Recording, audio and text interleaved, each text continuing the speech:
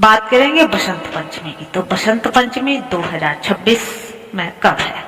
23 जनवरी 2026 को सुबह 2:29 पर हमारी शुक्ल पक्ष की पंचमी तिथि प्रारंभ हो जाएगी, जो माघ के महीने की है। वही इसका अंत 24 जनवरी को सुबह 1:45 पर होगा। ऐसे में 23 जनवरी 2026 को बसंत पंचमी का पर्व मनाया जाएगा। बात करते हैं सरस्वती के पूजा मुहूर्त की। तो वैदिक पंचांग के अनुसार सरस्वती पूजा का शुभ मुहूर्त सुबह 7:13 से दोपहर 12:34 तक रहने वाला है। आप सरस्वती के मंत्रों का जप कर सकते हैं। ओम हे ह्रीं श्रीं वाग्देव्ये सरस्वत्यै नमः। ओम हे सरस्वत्यै नमः। जो भी सरस्वती के मंत्र है उनको आप कर सकते हैं। और बात करेंगे अब बसंत पंचमी के जो त्योहार है वो कितना और किसके लिए समर्पित है। बसंत पंचमी में दोस्तों सरस्वती की पूजा होती है।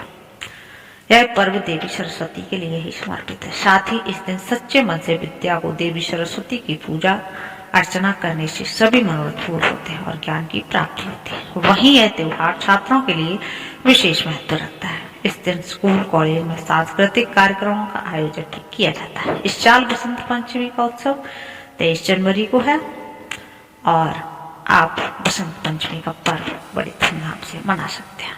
दोस्तों, जो बसंत पंचमी होती है वो अबूझ मुहूर्त होता है। बसंत पंचमी के दिन आप कुछ भी काम कर सकते हैं जिस पर शुभ कार्य जैसे विवाह, गृह प्रवेश आदि के लिए पंचांग देखने की बिल्कुल भी जरूरत नहीं होती है। इसलिए इसे एक अबूझ मुहूर्त भी कहा जाता है कि इस दिन आप बिना देखे कुछ भी काम कर सकते हैं। बात करते हैं बसंत पंचमी मनाई क्यों जाती है। तो धार्मिक मान्यता है कि ब्रह्मा जी ने सृष्टि में ध्वनि और ज्ञान भरने के लिए जब अपने कमंडल से जल छिड़का तब हाथ में वीणा धारण किए हुए देवी सरस्वती प्रकट हुई। इसलिए बसंत पंचमी को मां सरस्वती के प्राकट्य दिवस के रूप में ही मनाया जाता है। इसके साथ ही बसंत पंचमी वसंत ऋतु के आगमन के प्रतीक के रूप में भी मनाई जाती है। बसंत ऋतु ठंड के बाद आने वाली सुहावना और ऊर्जावान मौसम है, जिन्हें हम ऋतुराज यानी कि सभी ऋतुओं का राजा भी कहा जाता है बसंत ऋतु को।